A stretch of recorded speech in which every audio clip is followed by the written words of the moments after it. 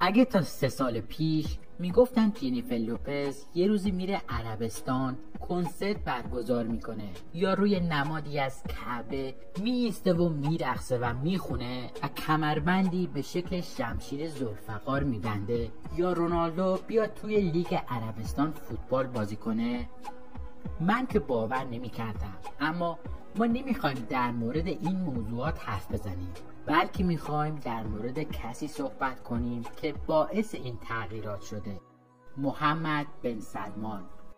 در این ویدیو میخوایم ببینیم محمد بن سلمان پادشاه عربستان چجوری پولاشو خرج میکنه. محمد بن سلمان در سال 2017 تابلویی به نام سالوادور موندی اثر لئوناردو داوینچی رو به قیمت 450 میلیون دلار خرید. در این نقاشی عیسی مسیح به عنوان منجی جهان به تصویر کشیده شده. این نقاشی یکی از گران قیمت ترین آثار هنری در جهانه که تا به حال فروخته شده. دیمیتری دیبولوف میلیاردر روسی و امیرهای قطر هم میخواستن این تابلو رو بخرن، اما بن سلمان قیمت بیشتری پیشنهاد داده بود.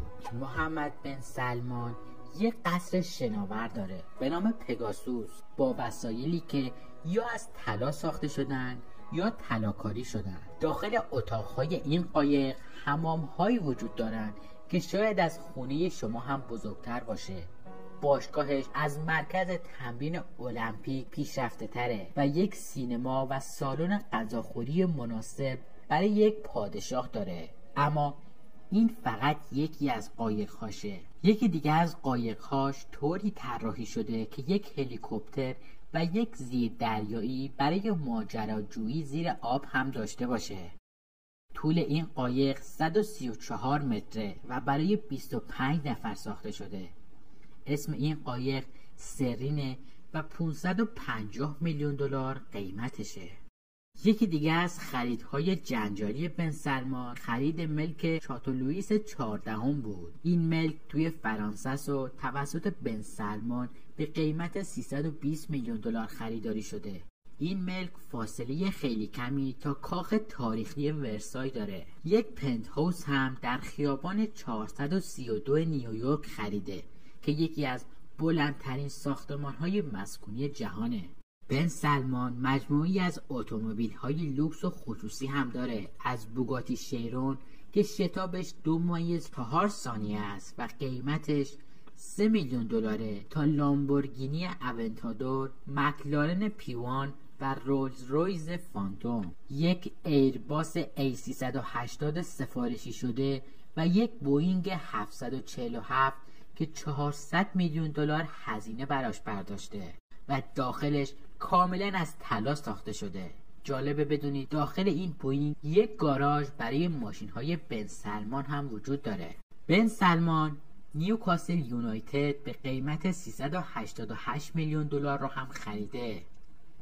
بن سلمان هدایای عروسی گرونی هم میده. مثلا برای جشن عروسی مگان مارکل یک جفت گوشواره الماس به ارزش نیم میلیون دلار هدیه داد. بعد از اینکه تیم ملی عربستان مقابل آرژانتین به پیروزی رسید، بن سلمان به تمام بازیکنان یک رولز رویز فانتوم به ارزش هر کدام 500,000 دلار هدیه داد. بن سلمان یک صندوق کارآفرینی به نام مسک تأسیس کرده که هدف اون اینه که به جوانان عربستانی در زمینه کسب و کار و کارآفرینی کمک میکنه. خودش میگه که هدفش اینه که در آینده عربستان وابستگیش به نفت کم بشه.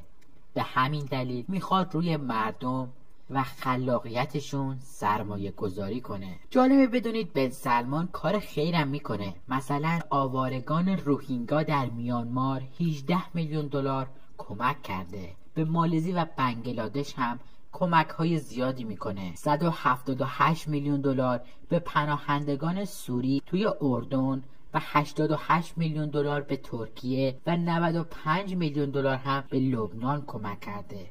آمارها نشون میدن بن سلمان از سال 2015 تا به امروز بیش از 11 میلیارد دلار کمک های بشردوستانه کرده. بن سلمان یکی از اصلاحات قابل توجهی که انجام داد اینه که به زنان اجازه داد رانندگی کنند یکی از مهمترین و پربحث‌ترین تصمیمات در تاریخ عربستان. جالبه بدونید تا قبل از بن سلمان سینماهای عمومی در عربستان تعطیل بودند. بن سلمان توی این چند سال گذشته ثابت کرده که عربستان سعودی تغییر یافته و مدرنیته شده. عربستان سعودی میزبان رویدادهای بزرگ بین‌المللی مانند جایزه بزرگ فرمول 1 و رالیه.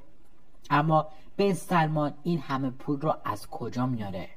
خاندان سعود چند منبع عظیم برای پول درآوردن دارند. یکی اینه که عربستان سعودی یکی از بزرگترین ذخایر نفتی جهان رو داره. کشف نفت در سال 1930 اقتصاد این کشور را متحول کرد. آرامکوی عربستان در سال 2019 $2 تریلیون ارزش گذاری شد و اون رو با ارزشترین و سودآورترین شرکت در سطح جهان میدونند. اما بن سلمان سرمایه گذاری های عظیمی در صنایعی مانند فناوری و املاک و سرگرمی کرده. بن سلمان قراردادی 10 ساله برای میزبانی مسابقات WWE امضا کرده که فقط سالی $100 میلیون بازگشت سرمایه برای این کشور داره. به تازگی هم خبری منتشر شده که میزبانی جام جهانی رو به عربستان دادن. بن سلمان سرمایه گذاری های زیادی روی فوتبال و ورزش کرده. نمونهش رو میتونید با خرید رونالدو ببینید. $600 میلیون به رونالدو پول دادن که بیاد فقط توی النصر عربستان بازی کنه. کریم بنزما و نیمار هم که با قیمت‌های نجومی خریدن.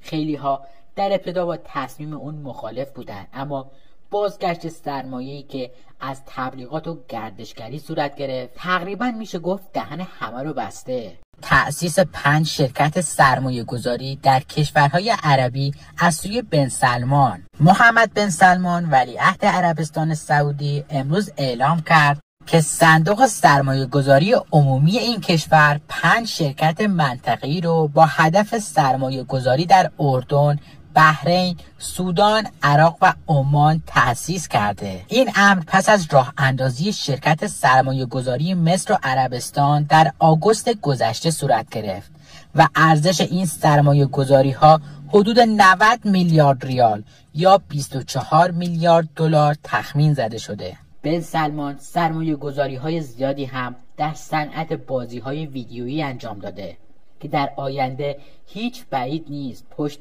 خفن‌ترین بازی‌های دنیا سعودی ها قرار بگیرن و در رأس اونا بن سلمان. امیدوارم از دیدن این ویدیو لذت برده باشید و شما رو در ویدیوهای بعدی هم ببینیم.